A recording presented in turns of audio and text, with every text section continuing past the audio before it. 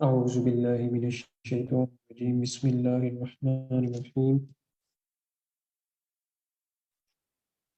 اللهم صل على محمد وعلى آل محمد كما صليت على إبراهيم وعلى آل إبراهيم إنك حميد مجيد اللهم بارك على محمد وعلى آل محمد كما باركت على إبراهيم وعلى آل إبراهيم إنك حميد مجيد.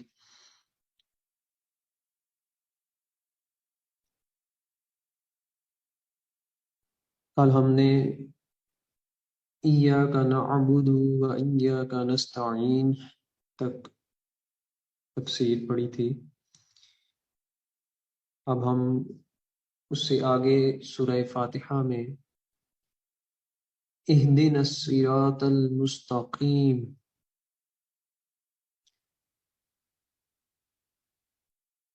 اہدنا کا جو لفظ ہے یہ ہدایت کے ساتھ مشتق ہے، منسوب ہے. صراط کہتے ہیں راستے کو، مستقیم سیدھا، جو اس کے سادہ سادہ عام فہم اس کے معنی ہیں. اور اہدنا ہدایت کا جو لفظ ہے، عربی زبان بہت وسیع ہے، اس میں ایک لفظ کے بعض اوقات 70 معنی بھی ہوتے ہیں. تو جس طرح کا کنٹیکسٹ ہوتا ہے وہاں پہ پھر اس کے مطابق اس کا معنی لیا جاتا ہے. تو یہاں پہ اہدنا سے مراد ہے ہدایت، اور اس کا لغوی معنی علامہ راغب اصفہانی نے اس کو لکھا المفردات کے اندر، جو چیز مطلوب تک پہنچا دے اس کی طرف نرمی سے رہنمائی کرنا ہدایت ہے. فلاں شخص کو ہدایت دی یعنی اس کی رہنمائی کی. اللہ تبارک و تعالی نے انسان کو 4 قسم کی ہدایت عطا فرمائی ہے، جس میں سب سے پہلے عقل و شعور کی ہدایت ہے، جیسا کہ سورہ طٰہٰ آیت نمبر 50 کے اندر فرمایا ترجمہ، جس نے ہر چیز کو اس کی بناوٹ عطا فرمائی، یعنی کہ ایک محسوس بناوٹ ہر شے کو عطا کی جو بھی اس نے تخلیق کی، پھر ہدایت دی. ہر چیز کو اللہ تبارک و تعالیٰ نے ایک قدرتی طور پہ، جیسا کہ کل میں نے شہد کی مکھیوں کے بارے میں بتایا کہ اللہ تبارک و تعالیٰ نے انہیں رہنمائی کی، انہیں ہدایت دی کہ پہاڑوں کی طرف چلی جاؤ. اسی طرح اگر آپ دیکھیں اس کی عام فہم مثال پانی ہے. پانی کو جب اوپر سے پھینکتے ہیں وہ ہمیشہ نیچے کی طرف آتا ہے، اور اس کا کام ہے بہنا نیچے کی طرف.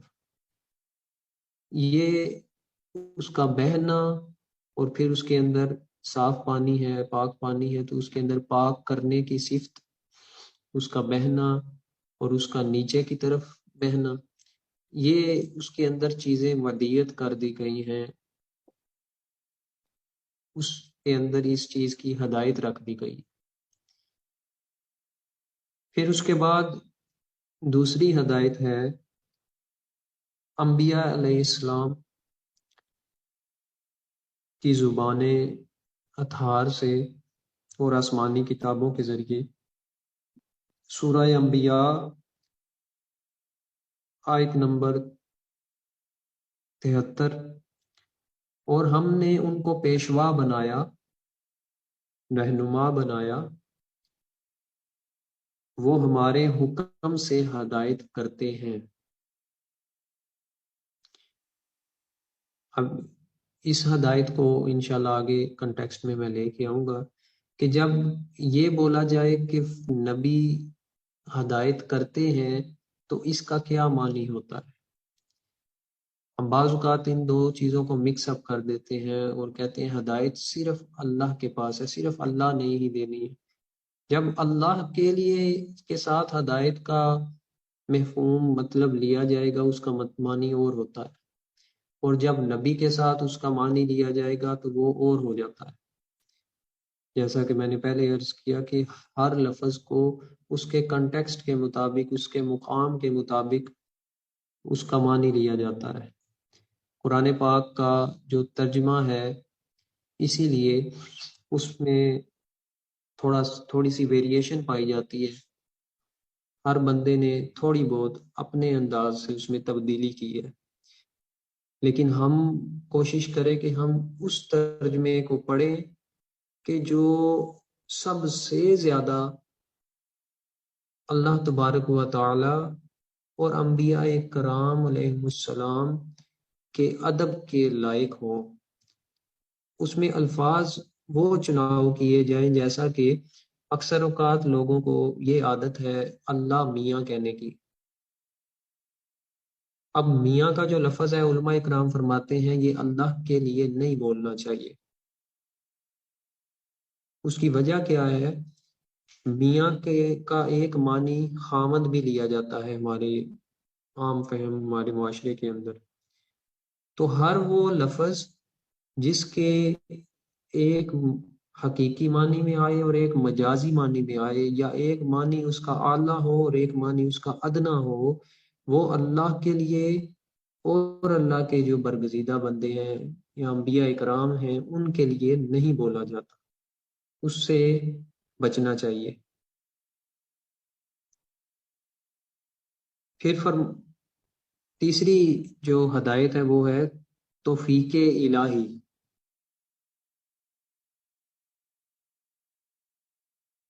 اس میں سورہ محمد صلی اللہ علیہ وسلم آیت نمبر 17 ہے، اور جن لوگوں کو ہدایت کی توفیق مل گئی۔ اب یہاں پہ جو لفظ استعمال کیا گیا ہے وہ ہے والذین اہتدوا۔ والذین کا جو لفظ ہے یہ قرآن پاک میں بے شمار جگہ پہ آتا ہے۔ ہم نے تھوڑی سی انشاءاللہ آہستہ آہستہ قرآن پاک کے الفاظ سے بھی پہچان کرنی ہے۔ اس سے ہمیں قرآن میں جو عربی لکھی ہوئی ہے اس سے بھی آسانی سے ہمیں اس کی انشاءاللہ سمجھ آنے شروع ہو جائے گی۔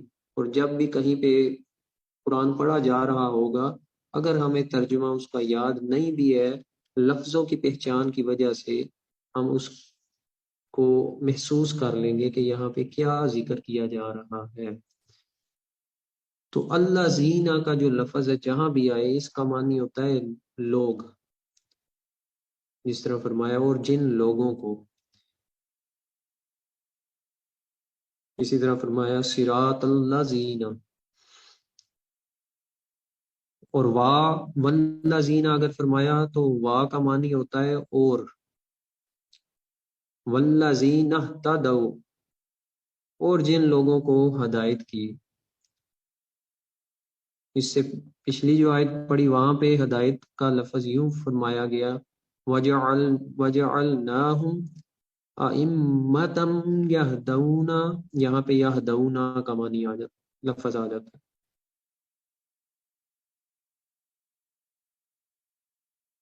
تو فرمایا اور جن لوگوں کو ہدایت کی توفیق مل گئی، اللہ نے ان کی ہدایت کو زیادہ کر دیا اور انہیں تقوی عطا فرمایا۔ اب یہاں پہ ایک سوال اٹھتا ہے، جو غیر مسلم ہیں ان کا یہ اعتراض تھا کہ مسلمان ایک عرصے سے ایک ہی بات بار بار ریپیٹ کرتے ہیں، اہدنا الصراط المستقیم، کہ اللہ میں سیدھے رستے کی طرف، صراط مستقیم کی طرف ہدایت عطا فرما۔ جبکہ اگر ایک بندہ پہلے ہی ہدایت پہ موجود ہے، ایک بندہ نماز ادا کر رہا ہے، تو کیا وہ ہدایت پر نہیں؟ وہ ہدایت پر ہے تو وہ نماز ادا کر رہا ہے اور اس کے اندر وہ دعا مانگ رہا ہے اہدنا الصراط المستقیم، لیکن اس کا جواب اس آیت پاک کے اندر موجود ہے کہ اللہ نے فرمایا کہ اللہ نے ان کی ہدایت کو زیادہ کر دیا اور انہیں تقوی عطا فرمایا۔ اگر ایک شخص ہدایت پہ ہے پہلے ہی تو اس کا مزید ہدایت کی دعا مانگنے سے مراد یہ ہے کہ اس ہدایت پہ ایک تو مجھے استقامت مل جائے، ثابت قدم ہو جاؤں، اور دوسرا اس کو بڑھا دیا جائے۔ بڑھانے سے مراد یہ ہے کہ مزید درجے بلند ہو جائیں، مزید تقوی عطا ہو جائے، اور اس کی کوئی انتہا نہیں ہے، یہ بڑھتا ہی جاتا ہے، بڑھتا ہی جاتا ہے، بڑھتا ہی جاتا ہے۔ اور چوتھی، آخرت میں جنت کی طرف پہنچانا۔ قالوا الحمد للہ الذی ہدانا لہذا، یہاں پہ جنتیوں کا قول نقل کیا گیا سورہ اعراف میں آیت نمبر 43 جنتی کہیں گے قالو کا معنی ہوتا ہے فرمایا۔ جب کسی کا فرمان نقل کیا جاتا ہے، جیسے اکثر علماء اکرام سے آپ نے سنا ہوگا قال اللہ تبارک و تعالی یا قال رسول اللہ صلی اللہ علیہ وسلم، جنتی کہیں گے اللہ ہی کے لیے سب ثناء و تعریف، الحمدللہ کا جو معنی ہے جس نے ہم کو یہاں تک پہنچایا، یعنی جنت تک پہنچایا، ہدایت دی۔ اب یہ سٹیپس ہیں۔ سب سے پہلے ہدایت کے لیے کسی کی عقل ہونا، شعور ہونا ضروری ہے۔ اگر کسی کا شعور ہی سلب کر لیا جائے تو اس سے ہدایت سے وہ محروم ہو جاتا ہے، جیسا کہ سورہ حجرات کے اندر فرمایا گیا کہ اے ایمان والو، اگر تمہاری آواز نبی کی آواز سے اونچی ہوئی صلی اللہ علیہ وسلم تو تمہارے تمام اعمال جو پچھلے تھے وہ ضائع کر دیے جائیں گے، اور تمہیں لا تشعرون، اس کا شعور بھی نہیں رہے گا، شعور ہی سلب ہو جائے گا تمہارا، اور تم یہ سمجھتے رہو گے کہ میں ابھی بھی نیک ہوں، میں ابھی بھی ہدایت پہ ہوں، میں ابھی بھی ایمان والا ہوں۔ بعض ایمان والے ایسے ہیں، حدیث پاک میں آتا ہے، آقا علیہ الصلوۃ والسلام مبارک نے فرمایا کہ اس کا مفہوم ہے حدیث پاک کا کہ ایک وقت آئے گا کہ انسان صبح کے وقت مسلمان ہے تو رات کے وقت وہ کفر میں ہوگا، رات کو ایمان پر ہے تو صبح میں کفر میں ہوگا۔ اللہ تعالی ہمیں اس سے بچائے، اللہ ہمیں ایمان کے اوپر رکھے۔ اور بعض ایسے ہیں کہ جن کا ایمان سلب ہو چکا ہوتا ہے۔ اکثر اوقات ہمارے ہاں کفریہ کلمات بھی بول دیے جاتے ہیں، لیکن ہم اس پہ غور نہیں کرتے۔ کفریہ کلمات کے بارے میں علم حاصل ہونا بہت ضروری ہے کہ کفریہ کلمات کون سے ہوتے ہیں، کن کلمات کی وجہ سے انسان دائرہ اسلام سے خارج بھی ہو سکتا ہے۔ ہمیں اپنی بول چال میں بہت زیادہ احتیاط سے کام لینا چاہیے۔ تو انسان اپنی کسی بے ادبی، گستاخی، کسی کفریہ کلمے کی وجہ سے اس کے اعمال ضائع ہو چکے ہوتے ہیں، وہ اسلام سے بھی خارج ہو چکا ہوتا ہے۔ لیکن جو بے ادبی کا معاملہ ہے، اور بالخصوص رسول اللہ صلی اللہ علیہ وسلم کی بے ادبی، میں اسی لیے اکثر اوقات یہ بات جہاں بھی کہیں جاؤں بیٹھوں اپنے دوست احباب کے پاس یا اپنے سننے والوں کے پاس، تو ان سے یہ ریکویسٹ لازمی کرتا ہوں کہ میرے بھائی، زندگی میں 100 قسم کے معاملات ہو جاتے ہیں، گناہ بھی ہو جاتے ہیں، نفس ہمارے ساتھ ہے، شیطان بھی آپ کو بہکا دیتا ہے، لیکن ان کی توبہ ہے، ان کی معافی ہے، آپ رجوع کر لیں۔ لیکن زندگی میں کبھی ایک کام نہ کرنا، یہ نصیحت ہے بہت بڑی، زندگی میں کبھی ایک کام نہ کرنا، بے ادبی نہ کرنا، اللہ کی، اللہ کے فرشتوں کی، جو ہمارے عقائد ہیں، ارکان اسلام ہیں، شعائر اسلام ہیں، آخرت کے بارے میں، نماز روزہ حج زکوٰۃ کے بارے میں، آقا کریم صلی اللہ علیہ وسلم مبارک کی ذات پاک کے بارے میں، صحابہ کرام اجمعین، اہل بیت اطہار، تابعین تبا تابعین، اولیاء اکرام، یہ جو پاک ہستیاں ہیں، جو اللہ کے قرب والے لوگ ہیں، ان کے بارے میں کبھی بے ادبی نہ کرنا۔ کیوں؟ یہ ایک ایسا عمل ہے بے ادبی کا، ایسا ایک معاملہ ہے، ہم نے اپنی آنکھوں سے دیکھا ہے، میرے پاس زندہ مثالیں میں نے دیکھی ہیں بہت زیادہ، کہ بے ادبی کے معاملے کی وجہ سے لوگوں کا، میں نے، اللہ تعالیٰ معاف فرمائے، ہمیں ہدایت دے، شعور سلب ہوتے دیکھا ہے۔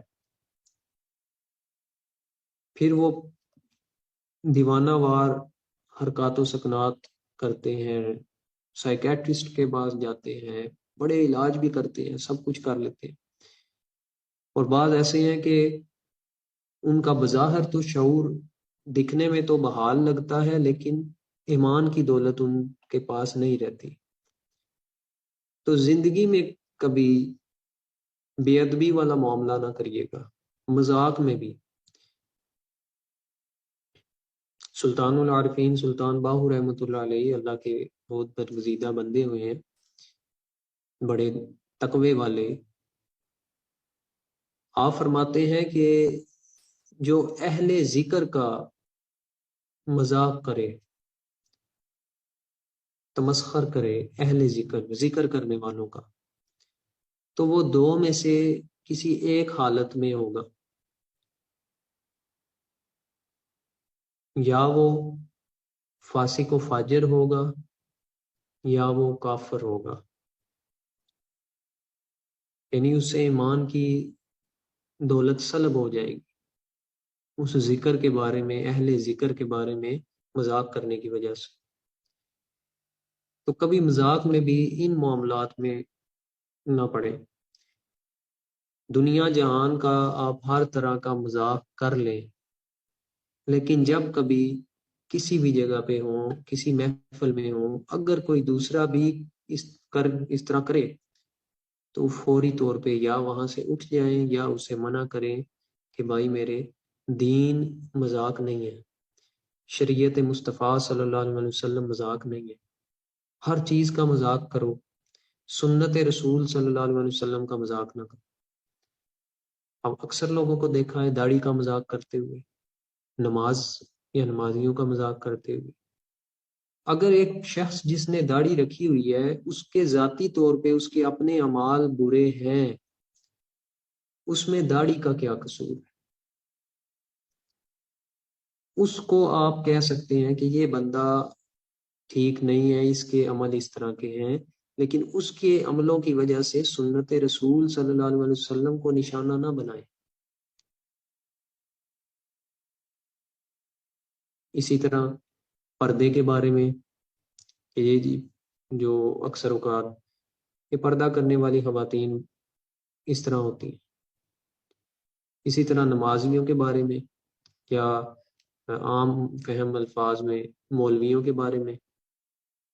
مولوی، اصل میں مولوی کا مطلب کیا ہے؟ مولوی کا معنی ہے مولا والا۔ یہ تو بہت بڑی عظمت کی بات ہے اگر کوئی مولوی بن جائے، مولا والا بن جائے، اللہ والا بن جائے، اللہ کا ولی ہو جائے۔ تو ہم کسی ایک فرد کی وجہ سے پوری کی پوری جماعت کو جو برا کہنے کی ہمیں عادت ہے، ہمیں اس سے بچنا چاہیے۔ فرد کی بات فرد کی حد تک رکھی جانی چاہیے، تو اس سے بچیں۔ نہ چاہتے ہوئے بھی، انجانے طور پہ بھی، مذاق میں بھی کبھی یہ کام نہ کریں، کیونکہ یہ ایک ایسا عمل ہے اور تاریخ میں ایسے واقعات بھرے پڑے ہیں کہ جس کسی نے بھی شریعت مطہرہ صلی اللہ علیہ وآلہ وسلم کے کسی ارکان، شعائر اسلام، فرائض، واجبات اور سنہ یا اللہ والوں کے بارے میں کوئی صریح بے ادبی کی ہے، وہ بندہ جتنا مرضی عبادت گزار ہو یا عالم فاضل ہو، اس کا خاتمہ پھر ایمان پہ ہوتے نہیں دیکھا، کیونکہ ہم میں سے کسی کو گارنٹی نہیں ہے اس بات کی، میرے سمیت، کہ ہمارا خاتمہ کس چیز پہ ہوگا۔ اللہ تعالیٰ ہمیں خاتمہ بالخیر عطا فرمائے، ہمیں مرتے وقت کلمہ نصیب فرمائے، لیکن ہمیں اس بات کی گارنٹی نہیں ہے، ہمیں اس چیز سے ڈرنا چاہیے جب تک ہم یہ نہ دیکھ لیں کہ اگلے کا خاتمہ کس چیز پہ ہو رہا ہے، اگلے کے بارے میں بھی رائے قائم نہ کریں۔ صحابہ کرام رضوان اللہ اجمعین فرماتے ہیں کہ ہم آپس میں کسی کے بارے میں اس وقت تک کوئی رائے قائم نہیں تھے کرتے جب تک یہ نہ دیکھ لیتے کہ اس کا خاتمہ کس چیز پر ہو رہا، کیونکہ اگر ایک بندہ ساری زندگی اس کے اعمال درست نہیں، لیکن کوئی ایک عمل اللہ کو اس کا پسند آ گیا اور اللہ تعالیٰ نے اسے مرتے وقت کلمہ عطا کر دیا، تو وہ ہو سکتا ہے ان سے زیادہ افضل ہو جائے، اس سے بہتر ہو جائے،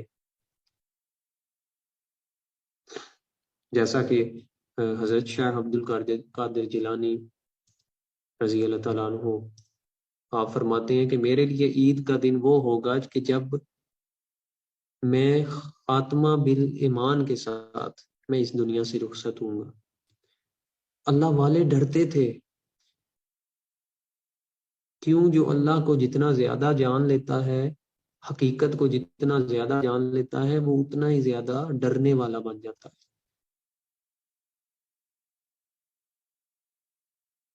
عدل کریں تے میاں محمد بخش رحمۃ اللہ علیہ فرماتے ہیں نا، عدل کریں تے تھر تھر کمن اچیاں شاناں والے، فضل کریں تے بخشے جاون میں جے منہ کالے۔ وہ بخشنے پہ آئے تو کالے امار اور کالے منہ والا بھی بخشا جاتا ہے، لیکن اس کا یہ معنی ہرگز نہیں کہ وہ عمل چھوڑ دے، وہ تو اس کا کام ہے، وہ کس چیز پہ بخشتا ہے، اس امید پہ کبھی نہ بیٹھیں کہ وہ بخش دے گا، نہیں۔ ایمان جو ہے وہ امید اور خوف کے درمیان ہے، امید بھی رکھیں اللہ کی رحمت سے اور خوف بھی رکھیں، دونوں کے درمیان ایمان کی اصل ہے۔ جو بالکل امید میں چلا گیا کہ ہم تو بخشے بخشائے ہیں، ہم تو امت محمدیہ صلی اللہ علیہ وسلم میں سے ہیں، صرف اللہ کی رحمت سے امید لگا لے اور بے شک جیسے مرضی عمل کرتا پھرے، تو وہ بھی ہلاک ہو جاتا ہے۔ اور جو بالکل خوف میں چلا جاتا ہے وہ مایوسی کا شکار ہو جاتا ہے، اور مایوسی کفر ہے۔ تو دونوں کے درمیان والا جو معاملہ ہے وہ رکھنا چاہیے۔ تو اللہ تعالیٰ ہمیں ہمیشہ ادب والوں میں شامل کرے، کبھی زندگی میں بے ادبی نہ ہو۔ اور بے ادبی ایک ایسی چیز ہے کہ جس کے بارے میں فرمایا کہ بعض گمانوں سے بچو، سورہ حجرات میں یہ آتا ہے، بعض گمانوں سے بھی بچو، بعض اوقات گمان پہ بھی پکڑ ہو جاتی ہے، فرمایا بعض گمانوں سے بچو کیونکہ بعض گمان گناہ ہوتے ہیں، بہت گمانوں سے بچو کیونکہ بعض گمان گناہ ہوتے ہیں۔ اگر کسی مقرب بندے کے بارے میں بدگمانی پا لی تو وہ گناہ ہو جاتا ہے، کسی نبی کے بارے میں، صحابی کے بارے میں، اہل بیت کے بارے میں دل میں برا خیال آ گیا معاذ اللہ، تو وہ گناہ ہے۔ تو یہ تھی 4 ہدایتیں۔ اب جس کو پہلی ہدایت ہی نصیب نہ ہو وہ باقیوں سے بھی محروم ہو جاتا ہے۔ کیوں؟ کیونکہ انبیاء کرام علیہ السلام کی ہدایت نصیحت کو قبول وہی کرے گا کہ جس کو اللہ نے عقل و شعور کی دولت سے فیض یاب کیا ہوا ہے۔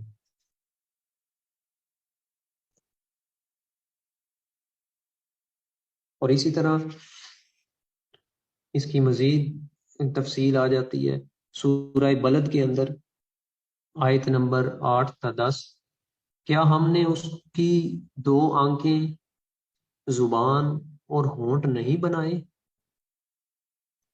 اور ہم نے اسے دونوں واضح رستے، یعنی کہ نیکی اور بدی، دونوں واضح رستے دکھا دیے،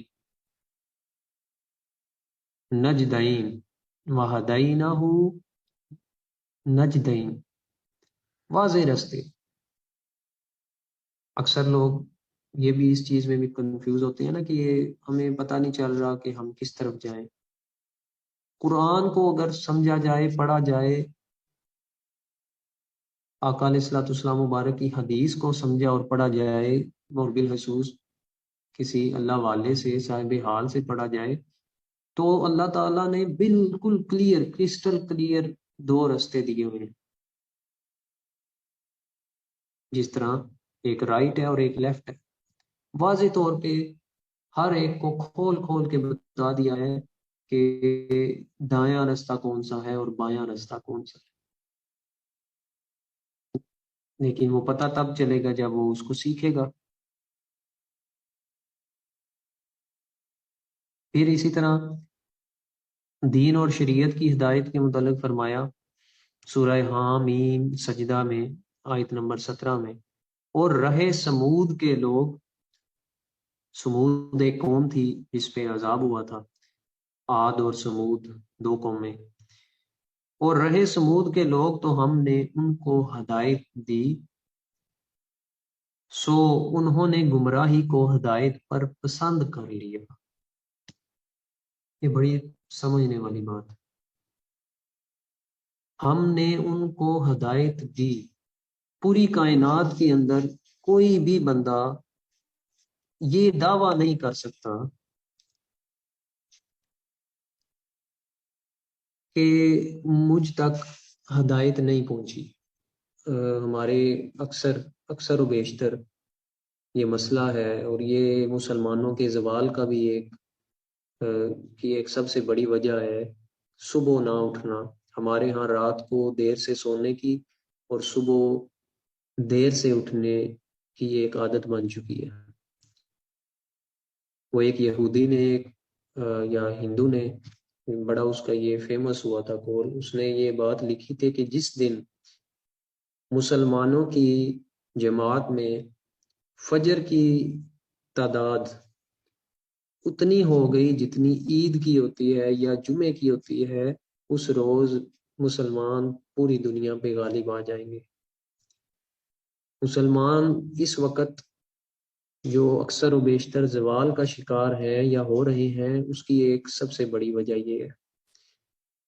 تو ان میں سے اکثریت ایسے ہیں جو صرف اور صرف میٹنگ اس وجہ سے جوائن نہیں کر پا رہے کیونکہ انہیں صبح اٹھنے میں مشکل پیش آ رہی ہے۔ اکثر ان میں صبح کی نماز ادا کرتے ہیں اور نماز کے فوری بعد سو جاتے ہیں، جبکہ سورج طلوع ہونے کے 20 منٹ بعد اشراق کا وقت شروع ہوتا ہے۔ اشراق کے وقت تک جاگنا ضروری ہے۔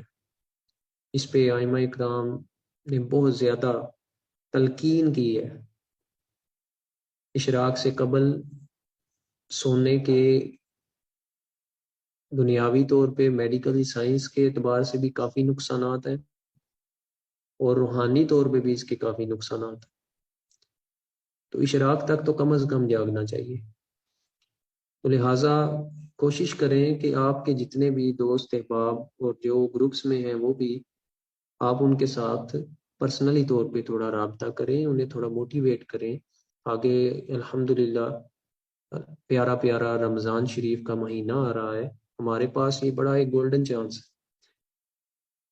ہم نے تو یہ سلسلہ انشاءاللہ جاری رکھنا ہے، چاہے چند بندے ہی کیوں نہ ہوں۔ حضرت نوح علیہ السلام 950 سال اللہ کا پیغام سناتے رہے تھے، اور 950 سال کی دعوت و تبلیغ کے بعد صرف کم و بیش 83 لوگ تھے جنہوں نے اسلام قبول کیا تھا، اور اتنے ہی ہماری اکثر کا اوقات کبھی میٹنگ میں ہو جاتے ہیں۔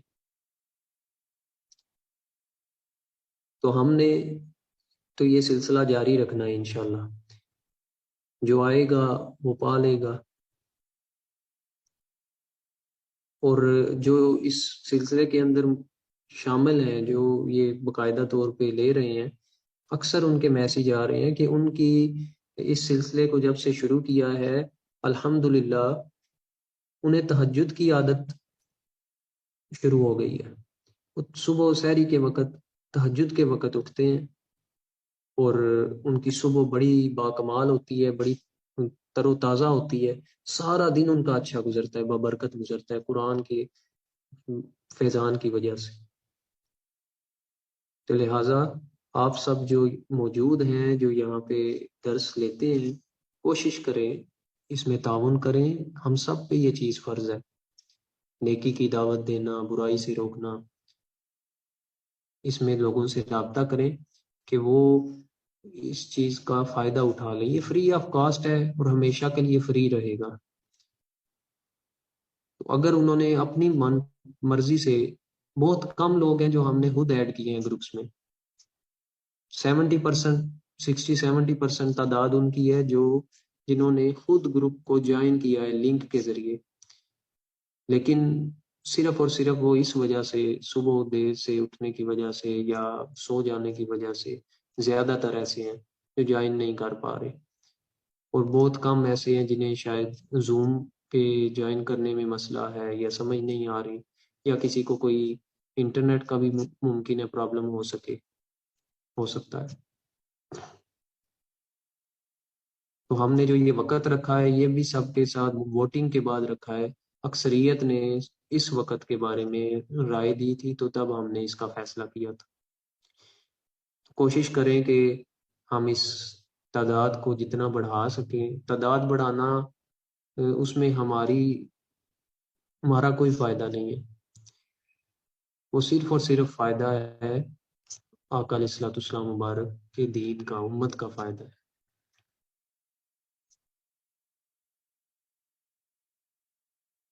تو یہاں جو بات کی کہ اور رہے سمود کے لوگ، تو ہم نے ان کو ہدایت کی، سو انہوں نے گمراہی کو ہدایت پر پسند کیا۔ تو دنیا کے اندر کوئی بھی بندہ ایسا نہیں ہے کہ جو یہ دعویٰ کر سکے کہ مجھ تک ہدایت نہیں پہنچی، چاہے وہ کسی جنگل میں ہے، غار میں ہے، کسی ویرانے میں ہے، ہر ایک تک، روئے زمین کے ہر بندے تک ہدایت کا پیغام پہنچ چکا ہے۔ میرے آقا علیہ الصلوۃ والسلام مبارک کے میٹھے میٹھے مبارک صحابہ اکرام رضوان اللہ اجمعین، آقا کریم صلی اللہ علیہ وسلم کے ظاہری پردہ فرمانے کے بعد وہ پوری دنیا میں پھیل گئے تھے، اور دنیا کے کونے کونے تک انہوں نے اسلام کا پیغام پہنچا دیا تھا۔ لیکن حضرت ابو بکر صدیق رضی اللہ تعالیٰ عنہ فرماتے ہیں، ایمان کی نشانیوں میں سے ایک نشانی ہے کہ نصیحت وہی قبول کرتا ہے کہ جس کے دل میں ایمان ہوتا ہے۔ اب ہمارے ہاں ہدایت دی جاتی ہے، ایک ہدایت ہے اللہ کی طرف سے، ایک ہدایت ہے نبی صلی اللہ علیہ وسلم انبیاء کرام کی طرف سے، ایک ہدایت ہے مومن کی اپنے مومن بھائی کے لیے۔ تینوں کا جو معنی ہے ان کے درجے کے مطابق مختلف ہے۔ اب ہمارے ہاں ایک بندہ دوسرے کو کہتا ہے کہ بھائی نماز کا وقت ہو گیا ہے، نماز ادا کر، تو دوسرا آگے سے کیا کہتا ہے، میری نماز ہے، میں جانا تے میرا کام جانے، تو کون ہونا کہنا تھا؟ آپ کو اس سے کیا مطلب ہے؟ میں جانوں میرا کام جانے، میں نے اپنی قبر میں جانا ہے، آپ نے اپنی قبر میں جانا۔ اب اس تک پیغام پہنچ رہا ہے، کسی کو اگر برائی سے روکا جاتا ہے وہاں بھی یہی معاملہ، لیکن وہ آگے سے کیا کرتا ہے، گمراہی کو ہدایت پر پسند کر لیتا ہے، ترجیح دے دیتا ہے گمراہی کو۔ اور گمراہی کیا ہے؟ یا دنیا کیا ہے؟ ہم کہتے ہیں نا دنیا ترک دنیا، دنیا ترک دنیا سے یہ مراد نہیں کہ آپ گھر بار چھوڑ کے تو کہیں غاروں میں، مزاروں میں، جنگلوں میں چلے جائیں، بلکہ دل میں دنیا کو نہ رکھیں، دنیا کی محبت نہ بسائیں۔ تو یہ گمراہی در حقیقت کس چیز کا نام ہے؟ ہر وہ عمل، ہر وہ کام، ہر وہ شے جو آپ کو اللہ اور اللہ کے رسول صلی اللہ علیہ وسلم سے دور کرنے والی ہو، اس کو گمراہی کہتے ہیں یا دنیا کہتے ہیں۔ اور ہر وہ شے جو آپ کو اللہ کے قریب کرنے والی ہو، جیسا کہ اولیاء اکرام ہیں، تو وہ ہیں ہدایت، اور وہ آگے اس کا ذکر آ بھی جائے گا۔ اب جو میں نے کہا کہ اللہ کا کے لیے جب ہدایت کا لفظ استعمال ہوتا ہے تو اس کا معنی اور ہے، اس کا معنی ہے نیک مطلوب کی طرف پہنچانا۔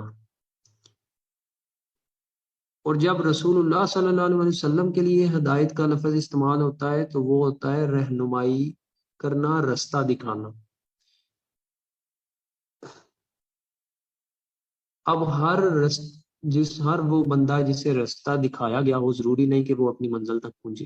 منزل تک پہنچانا اللہ کا کام ہے، لیکن منزل تک کوئی بندہ رہنمائی کے بغیر نہیں چل سکتا، رستہ دکھائے بغیر نہیں چل سکتا، اس کے لیے رہنما ضروری ہے، اور وہ رسول اللہ صلی اللہ علیہ وسلم ہے۔ اور اب اگر آج کے دور کی مثال لی جائے تو آج کے دور میں بھی اب رسول اللہ صلی اللہ علیہ وسلم کے در اقدس تک پہنچنے کے لیے بھی کسی پھر رہنما کی ضرورت پڑ جاتی ہے، جو ہمیں آپ صلی اللہ علیہ وسلم کے آداب، تعلیمات، حقائق، ہر شے کھول کھول کے ہمیں سمجھا دے، سکھا دے، جو اس بارگاہ تک پہنچا ہوا ہے۔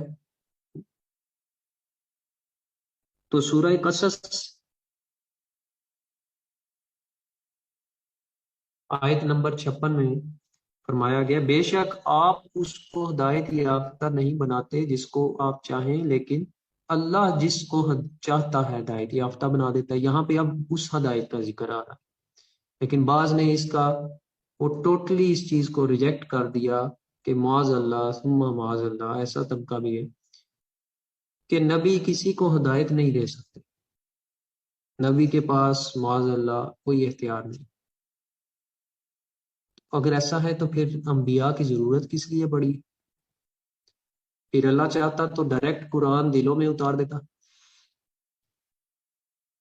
اس کے پاس بے شمار طریقے ہیں، اور وہ چاہتا تو بغیر کسی واسطے کے بھی لوگوں کو ہدایت دے دیتا، پھر اس نے اپنے نبی کیوں بھیجے؟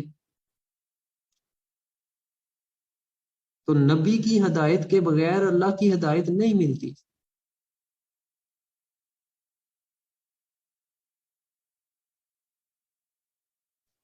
پھر فرمایا سورہ بقرہ میں انہیں ہدایت یافتہ بنانا، یعنی ان کی فائنل ڈیسٹینیشن کی یہاں بات ہو رہی ہے۔ ادروائز آپ سب کو پتہ ہے کہ اللہ تبارک و تعالیٰ کے حضور آقا علیہ الصلوۃ والسلام مبارک نے یہ دعا فرمائی کہ یا اللہ مجھے 2 عمر میں سے ایک عمر عطا فرما دے۔ اور بڑی پیاری ایک حدیث پاک ہے، اما جی عائشہ صدیقہ رضی اللہ تعالیٰ عنہ فرماتی ہیں کہ میں نے تو یہ دیکھا ہے، بڑے پیار سے آپ اس چیز کو بیان کر رہی ہیں کہ میں نے تو اپنی زندگی میں یہ دیکھا ہے کہ اللہ اپنے محبوب صلی اللہ علیہ وسلم کی ہر بات کو پورا کرنے میں جلدی کرتا ہے۔ سبحان اللہ۔ اور اس کی مثال جو واقعہ قبلہ تین ہے، اور وہ قبلہ تین مسجد آج بھی موجود ہے، 2 قبلوں والی، قبلہ کی سمت بدلنے والی۔ پہلے قبلہ دوسرا تھا قبلہ اول جسے کہتے ہیں، بعد میں خانہ کعبہ کی طرف قبلہ ہوا، وہ آگے قرآن پاک کے اندر وہ آیات آئیں گی بھی۔ تو اس میں تو آقا علیہ الصلوۃ والسلام مبارک نماز کی حالت میں زبان سے بھی ادا نہیں کیے الفاظ دعا کے، صرف چہرہ انور اوپر کی طرف کیا، اور اللہ تبارک و تعالیٰ نے فوری طور پہ جبرائیل علیہ السلام کو اسی وقت بھیج دیا کہ جا کے میرے محبوب صلی اللہ علیہ وسلم کی بارگاہ میں سلام پیش کریں اور ان سے یہ درخواست کریں کہ آپ کا یہ چہرہ اوپر اٹھنا آج رب کو بڑا ہی پیارا لگا ہے، بار بار آپ کا یہ چہرہ اوپر اٹھنا، اور اللہ جانتا تھا کہ وہ کس وجہ سے چہرہ اوپر اٹھا رہے ہیں، ان کے دل میں کیا ہے۔ تو اللہ نے کیا فرمایا، یہ نہ کریں کہ نماز مکمل ہونے کے بعد، میں یہ اس کی دلیل دینے لگا ہوں قرآن سے، جو اماں جی عائشہ صدیقہ رضی اللہ تعالیٰ عنہ کی روایت ہے کہ اللہ جلدی کس طرح کرتا ہے اپنے محبوب صلی اللہ علیہ وسلم کی ہر بات کو پورا کرنے میں۔ اللہ اپنے حبیب صلی اللہ علیہ وسلم سے کس قدر پیار کرتا ہے۔ تو یہ نہیں کہا کہ نماز مکمل کر لیں اس کے بعد آپ قبلہ ایسے بدل لیں، بلکہ حکم ہوا ابھی کے ابھی اسی وقت نماز کی ہی حالت میں آپ قبلہ اپنا رخ خانہ کعبہ کی طرف کر لیں۔ تو کتنا اللہ کو پسند ہے کہ جو میرے، اور آج اگر اس چیز کو سمجھا جائے نا، دنیاوی اعتبار سے کسی کو کسی سے محبت ہو، اپنے ماں سے، باپ سے، بہن سے، بھائی سے، بیوی سے، بچوں سے، تو وہ اس چیز کو زیادہ بہتر انداز میں سمجھ سکتا ہے کہ ہمیں جس سے محبت ہوتی ہے، ہم اس کے منہ سے بات نکلنے سے پہلے ہماری کوشش ہوتی ہے کہ میں اس بات کو، اس خواہش کو میں پورا کروں، فوری طور پہ پورا کروں، حالانکہ ٹھہر کے بھی پورا ہو سکتا ہے، لیکن فوری کرنے میں اس کو ایک لذت، ایک مزہ اور ایک خوشی محسوس ہوتی ہے کہ میرے اس عمل سے میرا محبوب خوش ہوگا، تو اس وجہ سے وہ جلدی جلدی کرتا ہے کہ میں جلدی جلدی اس کی یہ مراد پوری کروں، دیر نہ ہو۔ تو پھر یہ کیسے نہ ہوتا اگر میرے آقا علیہ الصلوۃ والسلام مبارک دعا کے لیے ہاتھ اٹھاتے یا جس پہ بھی نگاہ کرم فرماتے تو ہر کوئی دار اسلام میں داخل ہو سکتا تھا۔ اللہ اپنے محبوب صلی اللہ علیہ وسلم کی کوئی بات کبھی رد نہ فرماتا ہے، نہ فرمائی ہے، نہ آئندہ روز محشر مقام محمود پہ بھی انشاءاللہ ہم سب کا ایمان ہے کہ ہمارے آقا علیہ الصلوۃ والسلام مبارک ہوں گے اور ہم سب کی شفاعت کریں گے، جس دن کوئی دوسرا شفاعت کرنے والا نہیں ہے۔ ہر کوئی در مصطفیٰ صلی اللہ علیہ وسلم کا بھکاری ہوگا، شفاعت کے لیے انہی کے در پہ جائے گا۔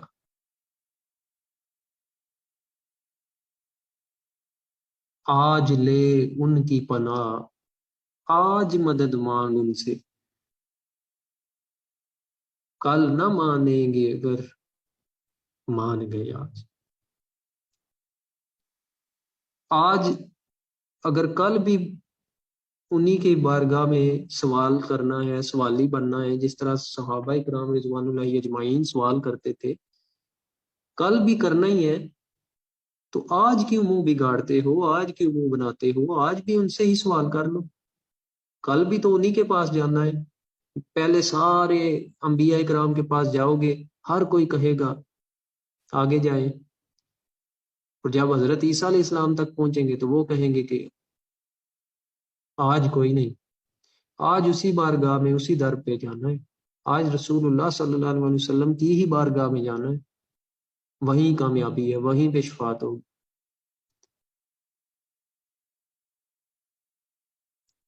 تو وہاں بھی کہہ لیتے کہ نہیں، ہمیں نہیں ضرورت کسی کے در پہ جانے کی، ہم ڈائریکٹ سجدے میں گرتے ہیں، اللہ سے معافی مانگ لیتے ہیں۔ وہاں پہ پھر کیوں سفارشی ڈھونڈتے ہیں؟ وہاں پہ پھر کیوں وسیلہ تلاش کرتے ہیں؟ میں نے کل جو ہے وہ وسیلے کے بارے میں بیان کیا، تو میں نے اس کو تھوڑا محدود رکھا، کیونکہ اس کے لیے دلائل بے شمار ہیں۔ وہ انشاءاللہ جب یہ چیز ہم کوشش کر رہے ہیں اسے ریٹن فارم میں بھی کمپائل کریں تو وہ آپ کو ملیں گے، بے شمار دلائل، پوری کی پوری کتابیں بھر گئی ہیں وسیلے کے اوپر، قرآن و حدیث سے دلائل کے لیے۔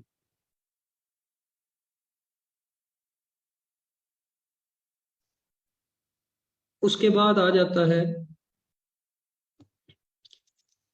سورہ شورا کے اندر آیت نمبر 52 میں، اب یہاں پہ وہ اس دوسری ہدایت کا ذکر ہے،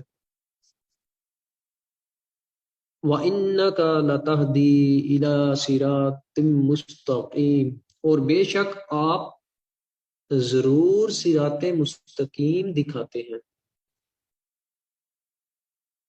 اب یہاں پہ بھی ہدایت کا لفظ ہے تہدی، لیکن یہاں پہ اس کا معنی اور مفہوم بدل جاتا ہے، کیونکہ یہاں پہ آقا علیہ الصلوۃ والسلام مبارک کے بارے میں بات ہو رہی ہے کہ آپ رہنما ہیں، آپ راہ دکھانے والے ہیں، رستہ دکھانے والے ہیں، تزکیہ کرنے والے ہیں، تصفیہ کرنے والے ہیں، ان کو آیتیں پڑھ کے سنانے سمجھانے والے ہیں، حکمت و دانائی عطا کرنے والے ہیں۔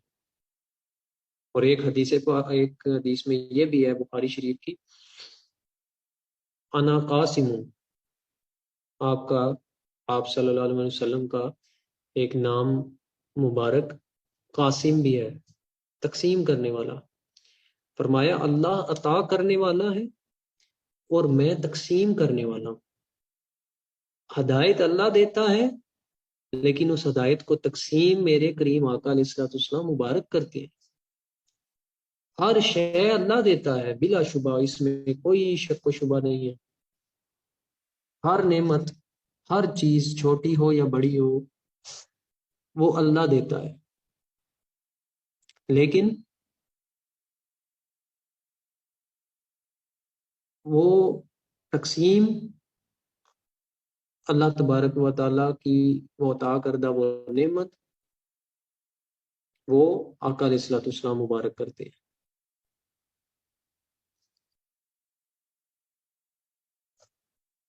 تو یہ ہے صراط مستقیم، سیدھا رستہ۔ صراط مستقیم کے میں نے کل بھی اقوال پیش کیے تھے کہ مختلف صحابہ کرام رضوان اللہ اجمعین کے اس پہ مختلف اقوال ہیں، لیکن سب کا کنٹیکسٹ سیم ہے۔ کسی نے اس کو کہا صراط مستقیم سے مراد اسلام ہے، کسی نے کہا اللہ کا قرآن ہے، کسی نے کہا رسول اللہ صلی اللہ علیہ وسلم کی ذات پاک ہے، کسی نے کہا کہ رسول اللہ صلی اللہ علیہ وسلم اور اہل بیت اطہار ہیں۔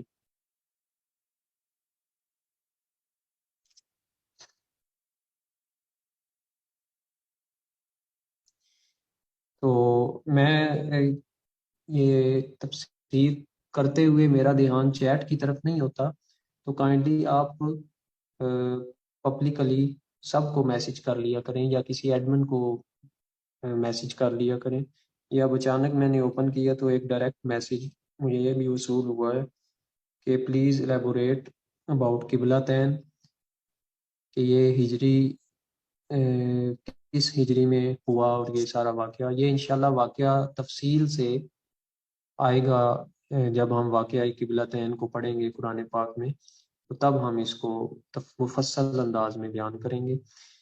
ادروائز اگر آپ کو اس پہ فوری کچھ چاہیے تو انٹرنیٹ کے اوپر بھی یہ چیز موجود ہے، ادروائز میری جو ٹیم ہے وہ آپ کو یہ واقعہ پہنچا دیں گے، انشاءاللہ آپ ان سے رابطہ کر لیجیے گا، کیونکہ میں اگر چیٹ کو دیکھوں گا تو میں اپنے مین کنٹیکسٹ سے تھوڑا سا ڈی ٹریک ہو سکتا ہوں، ڈائیورٹ ہو سکتا ہوں۔ تو ٹیم جو ہے وہ چیٹ کو ایوری ون کو آپ جب چیٹ کریں گے یا کسی ٹیم ممبر کو کریں گے تو انشاءاللہ آپ کو اس کا جواب مل جائے گا۔ اب اس کے بعد ہدایت کو مزید ہم یہاں پہ جو میں نے پہلے عرض کیا کہ جو اس بات پہ اعتراض کرتے ہیں کہ ہدایت ہونے کے باوجود کیوں ہدایت مانگی جاتی ہے، تو میں نے عرض کی تھی کہ وہ اس کا ایک معنی ہے کہ ہدایت پہ استقامت، اس کے لیے قرآن پاک میں سورہ آل عمران کی آیت نمبر 8 کے اندر دعا ہے جو ہم اکثر دعا پڑھتے بھی ہیں، یہ دعا ہر ایک کو یاد ہونی چاہیے، ربنا لا تزغ قلوبنا بعد اذ ہدیتنا، اے ہمارے رب ہمیں ہدایت دینے کے بعد ہمارے دلوں کو ٹیڑھا نہ کر، یہ ہر ایک کو دعا مانگنی چاہیے۔ اس سے بندہ تکبر سے بھی بچ جاتا ہے، اور یہ جو اکثر سوال ہوتا ہے نا کہ ہم نماز پڑھنے لگ گئے تھے، ہم نیک ہو گئے تھے، لیکن اچانک پتہ نہیں کیا ہوا اور ہم پھر سے گمراہی کی طرف چلے گئے، تو یہ ہوتی ہے اللہ تبارک و تعالیٰ کی خفیہ تدبیر، اس سے بچنا چاہیے۔ یہ وہ واحد چیز تھی جس سے صحابہ کرام رضوان اللہ اجمعین رویا کرتے تھے اور ڈرتے تھے۔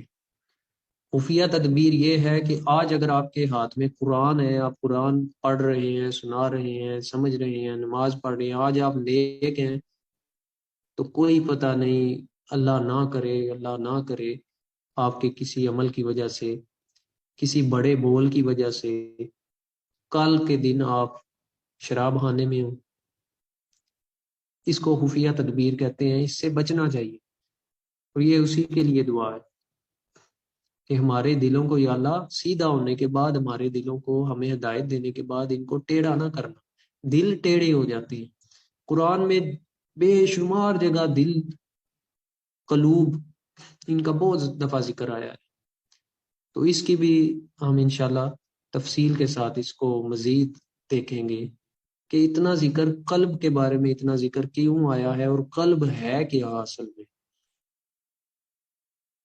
پھر فرمایا حدیث پاک میں ترمذی شریف کی، حضرت انس رضی اللہ تعالیٰ عنہ بیان کرتے ہیں رسول اللہ صلی اللہ علیہ وسلم بکثرت، بہت تواتر کے ساتھ یہ دعا کیا کرتے تھے،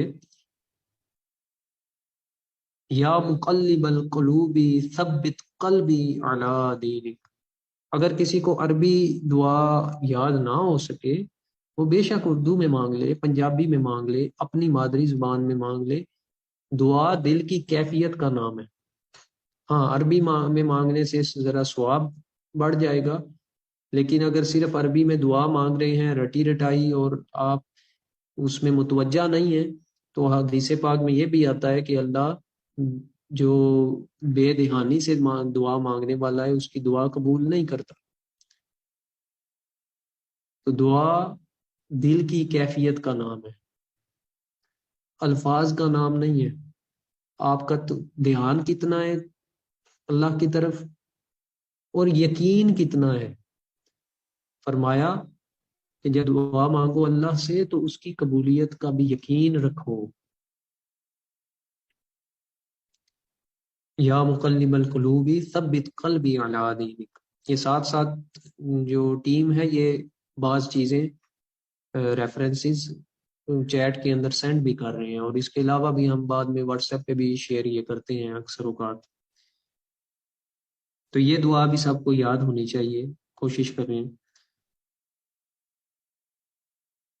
پھر اسی طرح میں نے کہا کہ یہ اس میں جو دوسرا کنٹیکسٹ ہے وہ یہ بھی ہو سکتا ہے کہ درجوں کی بلندی کے حوالے سے، یا اللہ کے قرب کے حوالے سے، کہ بندے کو مزید اللہ کی طرف قرب حاصل ہو جائے، اور وہ بھی قرآن میں ہے سورہ مریم میں آیت نمبر 76 کے اندر، 76، وَيَزِيدُ اللَّهُ، اب یزید اور مزید، بعض عربی کے الفاظ جو ہے نا وہ ہماری اردو سے ہی ملتے جلتے ہیں، یہاں پہ یزید کا معنی آ جاتا ہے بڑھا دینا کسی چیز کو، وَيَزِيدُ اللَّهُ الَّذِينَ، اور اللہ بڑھا دیتا ہے ان لوگوں، الَّذِينَ کا لفظ آ گیا، وَيَزِيدُ اللَّهُ الَّذِينَ اهْتَدَوْا، اب یہ نہتدوا کا لفظ، یہدی کا لفظ، ان سے آپ کو تھوڑی پہچان ہو جانی چاہیے کہ یہ ہدایت کے زمرے میں آتے ہیں، یا ہدن کا لفظ، ہدا کا لفظ۔ وَيَزِيدُ اللَّهُ الَّذِينَ اهْتَدَوْا هُدًى، اور ہدایت یافتہ لوگوں کی ہدایت میں اللہ تعالی زیادتی فرماتا ہے یا اضافہ فرماتا ہے۔ پھر اسی طرح سورہ محمد میں آیت نمبر 17 میں بھی ہے، اس میں ایک اینڈ میں تھوڑا اضافہ ہو جاتا ہے کہ انہیں تقوی بھی عطا فرماتا ہے۔ پھر اسی طرح سورہ دوحا میں وَلَلْآخِرَةُ خَيْرٌ لَكَ مِنَ الْأُولَىٰ، سورہ دوحا کی آیت نمبر 4، اور بے شک آپ کی ہر آنے والی جو بعد والی گھڑی ہے وہ پچھلی گھڑی سے بہتر ہے۔ ہر آنے والا جو وقت ہے، آقا علیہ الصلوۃ والسلام مبارک کے بارے میں یہ شان ہے آقا علیہ الصلوۃ والسلام مبارک کی کہ آپ کی ہر گزرا لمحہ جو ہے وہ میرے آقا علیہ الصلوۃ والسلام مبارک کے درجات بلند ہو رہی ہیں، فضیلت بلند ہو رہی ہے۔ میں نے چونکہ 6:5 پہ آغاز کیا تھا مائک ان میوٹ نہ ہونے کی وجہ سے، تو میں اس لیے 7:5 پہ ہی اس کو مکمل کروں گا۔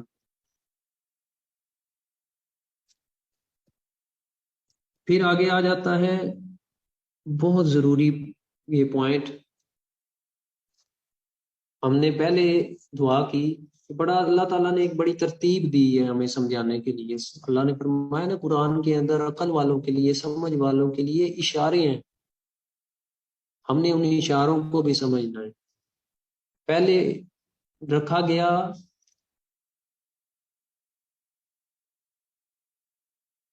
پہلے ثنا رکھی گئی الحمدللہ رب العالمین الرحمن الرحیم مالک یوم الدین، یہ دعا کا طریقہ سکھایا جا رہا ہے۔ دعا جب بھی مانگو پہلے اللہ کی تعریف و ثنا کرو۔ ایاک نعبد و ایاک نستعین، ہم تیری عبادت کرتے ہیں، تجھی سے مدد مانگتے ہیں۔ کون سی مدد مانگتے ہیں؟ اہدنا الصراط المستقیم، مدد یہ مانگتے ہیں، کیسی ترتیب اللہ نے خوبصورت بنائی ہے سمجھ والوں کے لیے۔ مدد یہ مانگتے ہیں اہدنا الصراط المستقیم، کہ ہمیں صراط مستقیم کی ہدایت عطا فرما، ہمیں سیدھے رستے پہ چلا۔ پھر ساتھ ہی اللہ نے یہ بھی بتا دیا سیدھا رستہ کون سا ہے، صراط الذین انعمت علیہم۔ سبحان اللہ، قربان جاؤں اپنے رب پہ کہ اتنی وضاحت کے ساتھ اللہ نے ہمارے سوالوں کے جواب خود ہی عطا فرما دیے۔ صراط الذین، ان لوگوں کا رستہ، صراط رستہ، الذین وہ لوگ، صراط الذین انعمت انعام سے، علیہم جن پر انعام ہوا، علیہم پر، علا اور علیہم، علیہ یہ جہاں بھی یوز ہوں گے تو پر کا یعنی اوپر، ان پر معنی آئے گا۔ انعام یافتہ لوگوں کے رستے پہ چلا۔ اب سوال یہ اٹھتا ہے کہ انعام یافتہ لوگ کون سے ہیں؟ تو اس کا جواب بھی، ہر سوال کا جواب قرآن میں موجود ہے، اس کا بھی جواب اللہ نے قرآن سے ہی دے دیا۔ سورہ نساء آیت نمبر 69،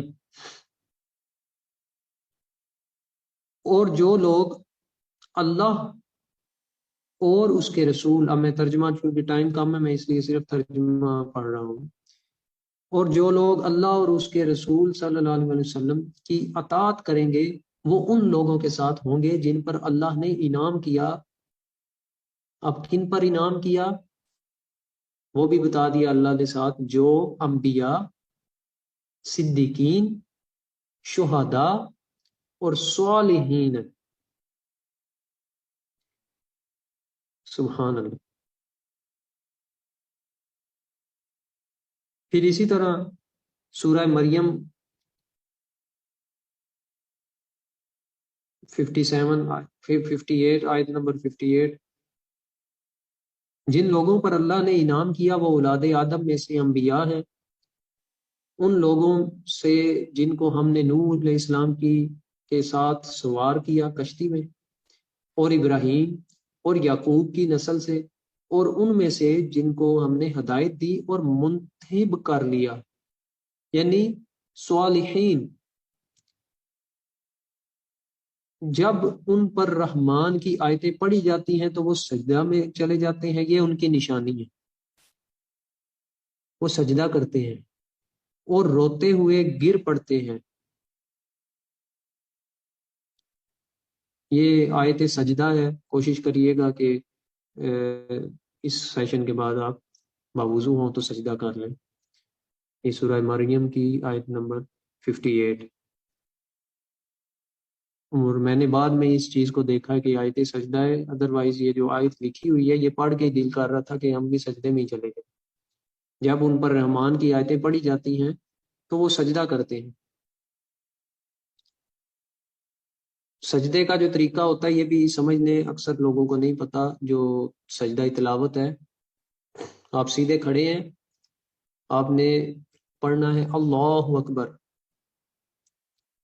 ڈائریکٹ آپ نے سجدے میں چلے جانا ہے، اور سجدے سے اٹھنے کے بعد آپ کو سلام کی ضرورت نہیں ہے، نہ آپ نے تکبیر پڑھنی ہے کانوں کو ہاتھ لگا کے، نہ آپ نے سلام پڑھنا ہے السلام علیکم ورحمۃ اللہ، یہ چونکہ نماز نہیں ہے، صرف سجدہ ہے۔ تو یہاں پہ واضح طور پہ پتہ چل گیا ہمیں کہ صراط مستقیم جو انعام یافتہ لوگ ہیں وہ کون ہیں؟ وہ لوگ جن پہ اللہ نے انعام کیا، انبیاء کرام، صدیقین، شہداء اور صالحین۔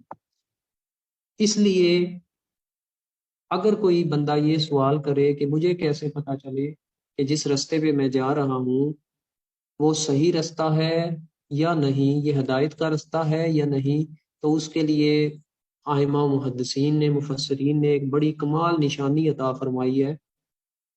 اس پہ ہم کل مزید تفصیل سے بات کر لیں گے۔ وہ بڑی کمال نشانی یہ ہے کہ آپ یہ دیکھ لیں کہ آیا جس طریقے پہ، جس عقیدے پہ آپ موجود ہیں، جو معاملات آپ کے ہیں، کیا یہ سب کچھ اولیاء اکرام سے ملتا ہے؟ کیونکہ کتابوں میں تو رد و بدل ہو سکتا ہے، کتابیں بے شمار ہیں، مختلف ہیں، اس میں اختلافات بھی موجود ہیں، ترجموں میں اختلافات موجود ہیں، ہر چیز میں رد و بدل ہو چکا ہے، لیکن جو حضرت آقا علیہ الصلوۃ والسلام مبارک کے بعد صدیق اکبر رضی اللہ تعالیٰ عنہ، پھر صحابہ، تابعین، تبا تابعین، پھر ائمہ محدثین، چلتے چلتے جتنے بھی سینہ بسینہ، جو ایک استاد، پھر اس کا شاگرد، پھر اس کے شاگرد، پھر اس کے آگے شاگرد، پھر اس کے آگے شاگرد، یہ جتنے بھی سینہ بسینہ فیض حاصل کرتے ہوئے، تعلیم اور تربیت حاصل کرتے ہوئے ہم تک پہنچ رہے ہیں، اور آج کے دور میں بھی وہ اولیاء اکرام موجود ہیں، یہ سب سے بڑی دلیل ہے حق راہ کی، کیونکہ انہوں نے ڈائریکٹ فیض حاصل کیا ہے، تعلیم و تربیت حاصل کی ہے۔ تو یہاں ہم چونکہ وقت کی پابندی بہت ضروری ہے، یہاں میں اختتام کروں گا، انشاءاللہ یہاں سے ہی ہم مزید اس کو آگے لے کے چلیں گے۔ وما علینا الا البلاغ المبین۔ السلام علیکم ورحمۃ اللہ۔